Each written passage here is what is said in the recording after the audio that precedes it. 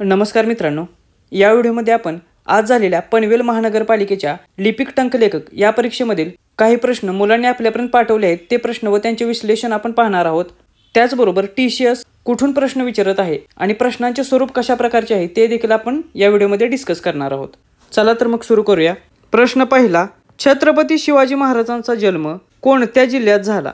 तर महाराष्ट्राचे आराध्य दैवत छत्रपती शिवाजी महाराजांचा जन्म हा पुणे जिल्ह्यातील असून पुणे जिल्ह्यातील जुन्नर जवळील शिवनेरी किल्ल्यावर छत्रपती शिवाजी महाराजांचा जन्म झालेला आहे। तर महाराजांचा जन्म हा कोणत्या दिवशी झाला? तर 19 फेब्रुवारी 1630 या दिवशी छत्रपती शिवाजी महाराजांचा जन्म झालेला आहे। आता छत्रपती शिवाजी महाराजांचा इतिहास प्रत्येक महाराष्ट्रीयन व्यक्तीला माहीत असणे अत्यंत आवश्यक आहे आणि त्याच्यासाठी आपण एक सेपरेट व्हिडिओ, ज्या व्हिडिओमध्ये छत्रपती शिवाजी महाराजांचा संपूर्ण इतिहास किंवा त्यांचा जीवन प्रवास आपण घेणार आहोत। प्रश्न दुसरा, टेलेमनासचा फुल फॉर्म काय होतो? तर टेलेमनास ही एक योजना किंवा स्कीम आहे ज्याचा फुल फॉर्म होतो tele mental health assistance and networking across states. तर ही जी काही स्कीम आहे ती मेंटल हेल्थ म्हणजेच मानसिक आरोग्याशी संबंधित योजना असून कोविड-19 नंतर बऱ्याच व्यक्तींना मानसिक आरोग्याशी संबंधित असणाऱ्या समस्या समोर आल्या आणि त्याच्याशी संबंधित ही योजना केंद्र सरकारने चालू केलेली। ही योजना कधी सुरू करण्यात आलेली? तर ही योजना ऑक्टोबर 2022 रोजी चालू करण्यात आलेली। आता पुढचा प्रश्न तुमचा असा देखील येऊ शकतो की ही योजना कुणी चालू केलेली किंवा कोणत्या मंत्रालयाच्या अंतर्गत चालू केलेली? तर त्याचे उत्तर असेल आरोग्य आणि कुटुंब कल्याण मंत्रालय, भारत सरकार आहे। त्यामुळे हे लक्षात ठेवा। त्याचबरोबर याचा टोल फ्री हेल्पलाईन क्रमांक काय आहे? तर तो आहे 144166। तर याच्यावर देखील कदाचित प्रश्न येऊ शकतो। प्रश्न तिसरा, भारताची फॉरेन ट्रेड पॉलिसी 2023 ही किती पिलर्सवर किंवा स्तंभांवर आधारित आहे? तर भारताची फॉरेन ट्रेड पॉलिसी 2023 ही एकूण 4 स्तंभांवर किंवा पिलर्सवर आधारित आहे। ते 4 स्तंभ कोणते आहेत हे आपण बघूया। सवलतींना प्रोत्साहन देणे हा पहिला स्तंभ आहे। त्यानंतर दुसरा पिलर आहे सहकार्याच्या माध्यमातून निर्यातीस प्रोत्साहन देणे। त्यानंतर तिसरा पिलर आहे व्यवसाय सुलभता, व्यवहार खर्चात कपात आणि उपक्रम। आणि चौथा पिलर आहे उद्योन्मुख क्षेत्रे आणि याच्या अंतर्गत मग कॉमर्स निर्यात केंद्रे म्हणून जिल्ह्यांचा विकास करणे। तर अशा पद्धतीने एकूण 4 पिलर्सवर किंवा स्तंभांवर भारताची फॉरेन ट्रेड पॉलिसी ही अवलंबून आहे। ही 2023 ची पॉलिसी आहे ती कोणी जाहीर केली? तर पियुष गोयल यांनी ही पॉलिसी जाहीर केली होती। हे नाव लक्षात ठेवा, याच्यावर प्रश्न येऊ शकतो। त्याचबरोबर आणखीन एक महत्त्वाचा प्रश्न येऊ शकतो ते देखील लक्षात ठेवा। या पॉलिसीच्या अंतर्गत 2030 सालापर्यंत भारताची निर्यात क्षमता जी आहे ती $2 ट्रिलियन पर्यंत वाढवायची आहे। हे देखील लक्षात ठेवा, याच्यावर देखील प्रश्न येऊ शकेल। म्हणजेच 2030 पर्यंत भारताची निर्यात क्षमता ही $2 ट्रिलियन ला क्रॉस करेल याचे उद्दिष्ट यांनी ठेवलेले आहे। प्रश्न चौथा, भारतातील कोणत्या ठिकाणाला 2016 साली युनेस्कोचा जागतिक वारसा स्थळांचा दर्जा मिळाला? तर भारतातील एकूण 3 स्थळे होती, त्या 3 स्थळांना 2016 साली जागतिक वारसा स्थळाचा दर्जा मिळाला। तर बऱ्याच मुलांनी पर्यायामध्ये फक्त नालंदा विद्यापीठ हे याचे उत्तर आहे अशा प्रकारे दिलेले आहे। त्यामुळे येथे देखील आपण उत्तर हे नालंदा विद्यापीठच ठेवलेले आहे। तर नालंदा विद्यापीठ बिहार याला 2016 साली जागतिक वारसा स्थळांचा दर्जा मिळाला। त्याचबरोबर अजून 2 आहेत त्यांना जागतिक वारसा स्थळाचा दर्जा 2016 साली मिळाला। त्यापैकी एक आहे कांचनजोंगा राष्ट्रीय उद्यान, हे सिक्कीम या राज्यात आहे। हे मिक्स स्थळ आहे। त्यानंतर दुसरे आहे चंदीगडमधील मॉडर्न कॉम्प्लेक्सेस। तर एकूण 2016 मध्ये 3 स्थळांना जागतिक वारसा स्थळाचा दर्जा मिळाला। एक आहे नालंदा विद्यापीठ बिहार, दुसरे आहे कांचनजोंगा राष्ट्रीय उद्यान आणि तिसरे आहे चंदीगडमधील मॉडर्न कॉम्प्लेक्सेस। प्रश्न 5वा, अमृत योजना ही कोणत्या वर्षी सुरू झाली? तर अमृत योजना ही 2015 साली चालू झालेली असून 25 जून 2015 रोजी ही अमृत योजना सुरू झालेली। ही योजना काय आहे किंवा या अमृत योजनेचा फुल फॉर्म तुम्हाला 100% विचारला जाईल। तर तो आहे Atal mission for rejuvenation and urban transformation. म्हणजे जी काही शहरे आहेत भारत देशातील तर त्या शहरांच्या पुनरुत्थान करण्यासाठी ही योजना चालू करण्यात आलेली आहे। आता ही योजना कोणत्या मंत्रालयाअंतर्गत आहे असा देखील प्रश्न येऊ शकतो। तर त्याचे उत्तर असेल केंद्रीय गृहनिर्माण आणि शहर विकास मंत्रालय, त्यामुळे हे नाव लक्षात ठेवा, याच्यावर देखील प्रश्न येईल. त्याचबरोबर सुरुवातीच्या काळात ही योजना फक्त 500 शहरांसाठी लागू होती. त्यानंतर 2021 साली ही योजना संपुष्टात आल्यानंतर अमृत 2.0 ही योजना सुरू करण्यात आलेली असून ही योजना 1 ऑक्टोबर 2021 रोजी चालू करण्यात आलेली आणि तेव्हापासून पुढे 5 वर्षांसाठी अमृत 2.0 ही योजना सध्या चालू आहे. त्यानंतर प्रश्न 6, रुद्रसेन राजा हा कोणत्या राजघराण्याशी संबंधित आहे? तर अशा प्रकारचे प्रश्न जे आहेत ते TCSच्या जुन्या पॅटर्नमध्ये विचारले जात होते, तर तोच पॅटर्न कदाचित आता परत चालू झालेला आहे. तर हे प्रश्न जुन्या PYQ मध्ये तुम्हाला सापडतील. तर हा रुद्रसेन राजा हा वाकाटक या घराण्याशी संबंधित आहे. आता वाकाटक घराणे हे महाराष्ट्रातील एक महत्त्वाचे घराणे असून 3ऱ्या शतकामध्ये जेव्हा सातवाहनांची सत्ता महाराष्ट्रातून क्षीण झाली त्यानंतर वाकाटक या राजघराण्याचा उदय झाला. या वाकाटक घराण्याचा संस्थापक कोण आहे असा देखील प्रश्न तुम्हाला 100% आता येईल. तर त्याचे उत्तर असेल विंध्यशक्ती हे. त्याचबरोबर प्रवरसेन प्रथम हा एक खूप महत्त्वाचा राजा या राजघराण्यात होऊन गेलेला आहे, याच्यावर देखील तुम्हाला प्रश्न येईल. आणि याने इसवी सन 270 ते 330 पर्यंत राज्य केले. आणि या प्रवरसेन प्रथमच्या मृत्यूनंतर हे जे वाकाटक राजघराणे आहे या साम्राज्याची 2 भागांमध्ये किंवा शाखांमध्ये विभागणी झाली. तर त्या 2 शाखा कोणत्या असा देखील प्रश्न येईल. तर ज्येष्ठ शाखा आहे नंदीवर्धन जी नागपूर जवळ होती आणि दुसरी शाखा आहे वत्स्यगुल्म शाखा जी वाशिम या ठिकाणी होती. तर ज्येष्ठ शाखेमध्ये पहिला राजा जो होता तो होता गौतमीपुत्र व त्याच्यानंतर जो राजा झाला त्याचे नाव होते रुद्रसेन प्रथम हे.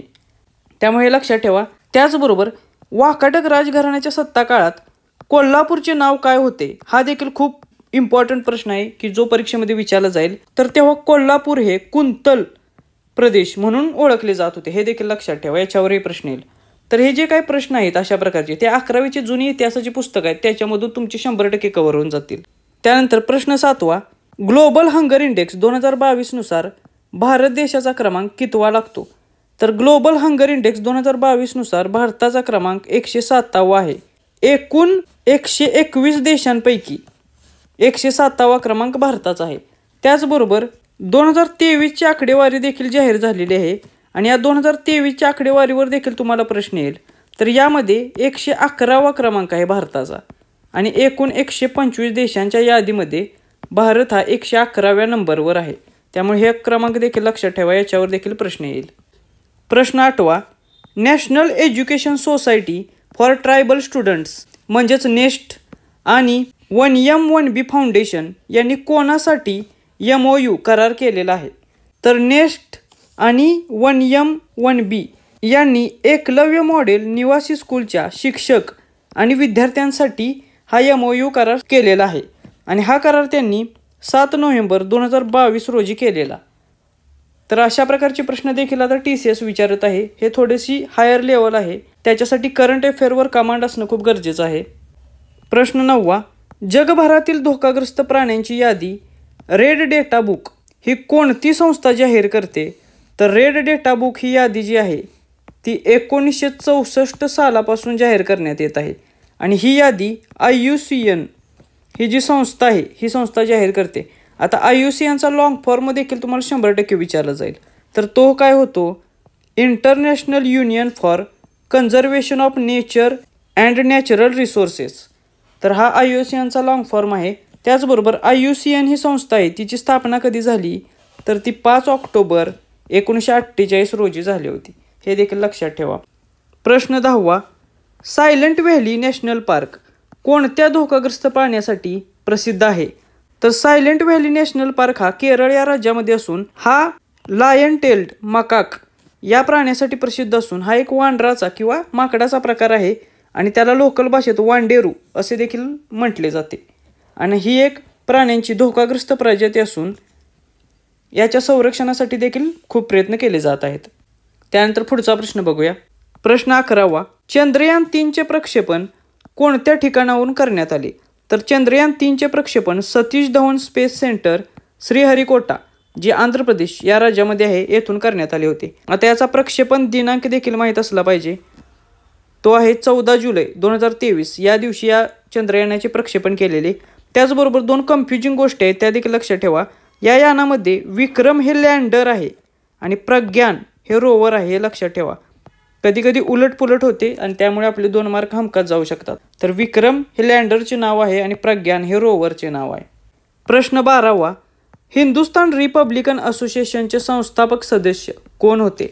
तर हिंदुस्थान रिपब्लिकन असोसिएशन GHRA या नावाने देखील ओळखले जाते. तिचे संस्थापक सदस्य होते रामप्रसाद बिस्मिल हे, सचिंद्रनाथ सन्याल हे आणि योगेशचंद्र चटर्जी हे. तर हे काही संस्थापक सदस्य होते. आता पर्यायामध्ये तुम्हाला कोणता ऑप्शन आहे त्यावरून तुम्ही तुमचे उत्तर निवडा. त्याचबरोबर याची स्थापना कधी झाली? तर याची स्थापना 3 ऑक्टोबर 1924 रोजी कानपूर या ठिकाणी करण्यात आलेली आणि या असोसिएशनचा जाहीरनामा होता अ रिव्हॉल्युशनरी या नावाने.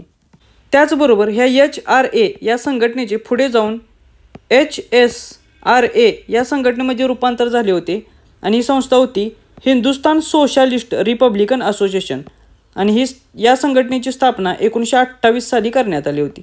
आणि या संघटनेमध्ये मग मात्र चंद्रशेखर आझाद, भगतसिंग, राजगुरू, सुखदेव यांचा देखील सहभाग होता. प्रश्न 13वा, ब्लॅक कार्बन कसा तयार होतो?